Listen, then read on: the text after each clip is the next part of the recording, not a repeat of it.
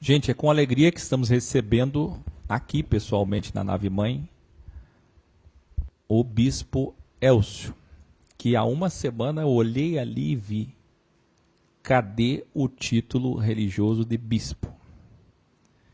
E ele contou um pouco da sua história, mas eu quero mesmo que ele conte agora para mim, para vocês, para todos nós, esse lindo testificare no Fantástico X, um café filosófico especial com ele, que está aqui na nave mãe com sua esposa Priscila.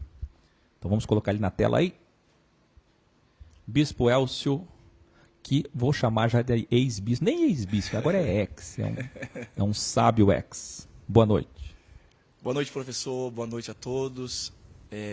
Gostaria de começar, professor, agradecendo o carinho e a gentileza com qual eu e a Priscila fomos recebidos aqui na nave mãe.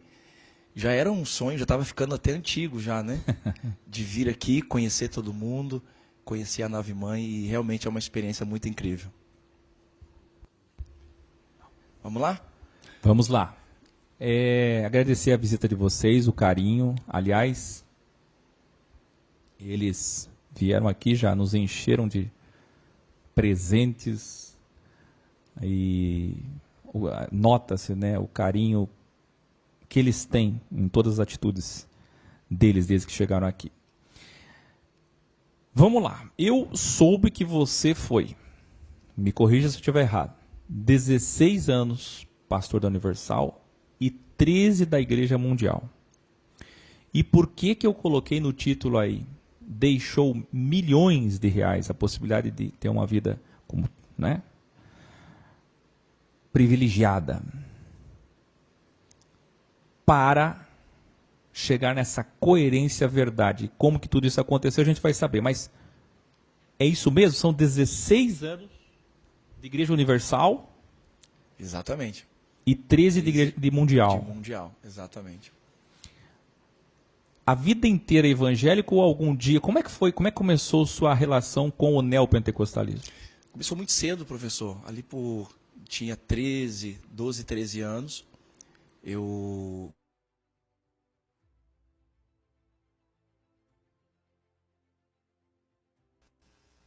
Tá sem áudio, professor. Tá. Oi, e agora? Oi. Tá funcionando, pode falar. O primeiro contato que eu tive com, digamos assim, religião, foi com a Igreja Universal. Fui evangelizado ainda muito novo, e aí começou toda a minha história no Evangelho, né, como dizíamos. E desde já de muito cedo, muito novo, já participando ali de grupo jovem, que acho que é o que acontece com todos quando chega num ambiente como esse. Já comecei a me envolver muito cedo, muito novo, né, e aos 14 para 15 anos já tomava conta da minha primeira igreja. Olha, 14 anos? Isso, já fui destacado para uma cidade, o interior, de onde nós morávamos, e já comecei a pastorear a minha igreja antes dos 15 anos de idade, né?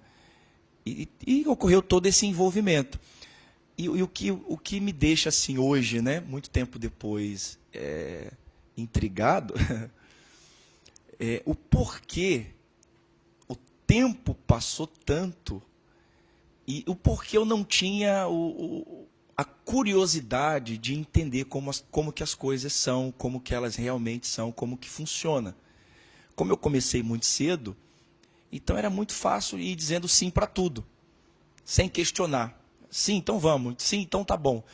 E os meus líderes na época diziam, você tem um dom, você tem um chamado, e aquilo convence a gente de tal forma e a gente vai se envolvendo, se envolvendo. Então esse foi o meu contato, o primeiro contato que eu tive com religião, digamos assim, professor. Que até antes disso eu não tinha contato com nenhum tipo de religião ou igreja parecida ou do gênero. Você, na Igreja Universal, viu muita coisa, tanto que culminou na sua saída para a Mundial. Em que momento e por que você disse vou para a Mundial, do apóstolo Valdemiro? Tudo começou assim. No meu ministério, quando eu participava da Igreja Universal, é como se fosse também uma pirâmide, né? Todo mundo quer chegar no topo.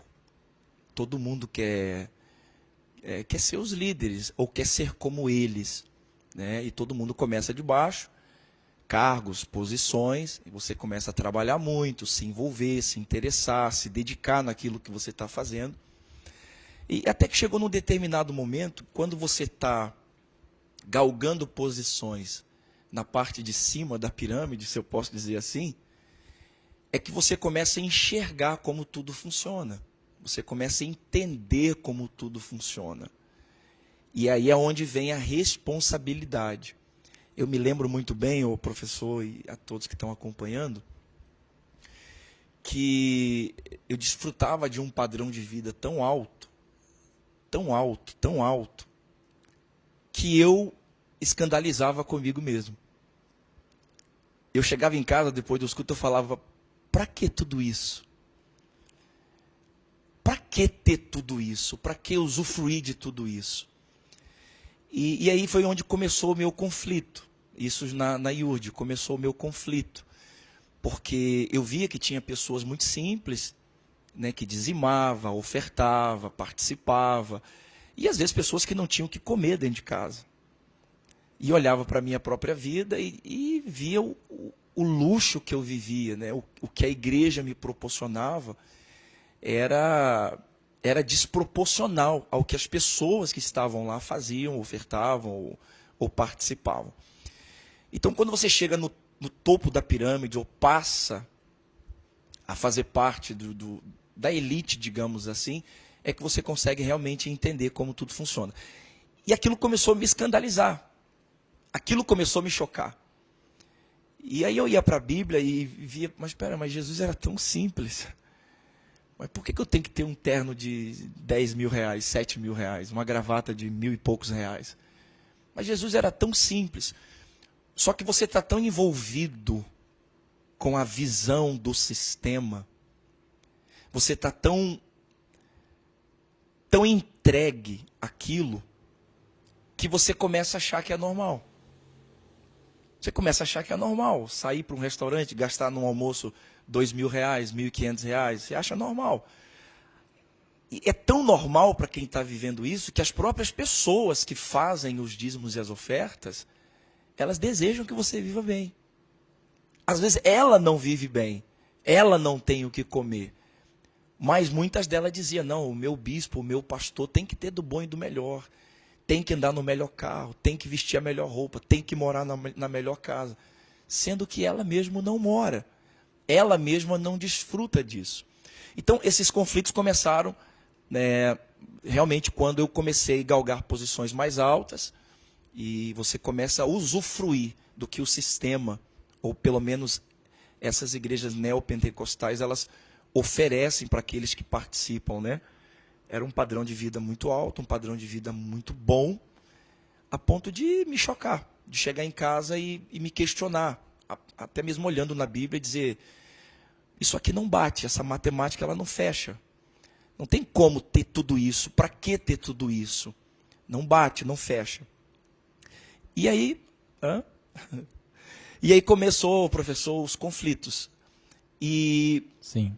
O tempo foi passando, e mesmo exercendo a função, o cargo que me era confiado, e diga-se de passagem, eu conseguia, pela habilidade de ter aprendido a fazer, eu conseguia desenvolver o trabalho, eu conseguia me destacar naquilo que colocavam nas minhas mãos, e quanto mais eu me destacava, mais eu podia usufruir do conforto, usufruir do benefício que o sistema naquela ocasião me oferecia.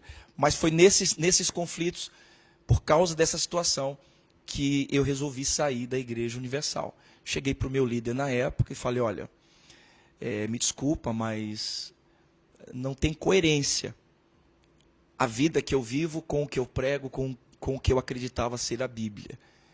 E ele simplesmente olhou para mim e falou, olha, você é uma pessoa que tem um talento muito grande, tem um dom extraordinário, você está cometendo uma grande besteira, você está fazendo uma loucura da sua vida, e aquelas coisas todas. Mas eu estava decidido, e aí 16 anos depois, galgando uma posição na época favorável, eu me desliguei da Igreja Universal do Reino de Deus. Me desliguei totalmente. Só que a gente professor, isso deve... Talvez o que eu vou falar aqui agora, talvez seja o que mais vai mexer com quem está acompanhando. Sim. A falta do sistema na convivência, na vida diária, ela é tão forte que você não sente falta de Deus, você não sente falta da Bíblia, você sente falta do sistema.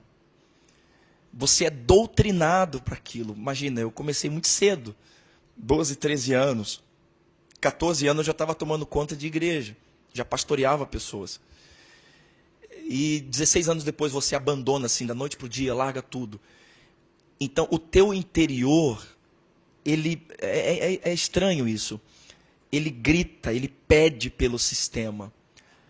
Mas isso é tão forte na cabeça da pessoa que você não quer viver sem. Você quer procurar um lugar para tampar aquele vazio, aquele buraco que ficou do sistema que você tinha. E aí eu tentei preencher esse buraco participando de um outro sistema.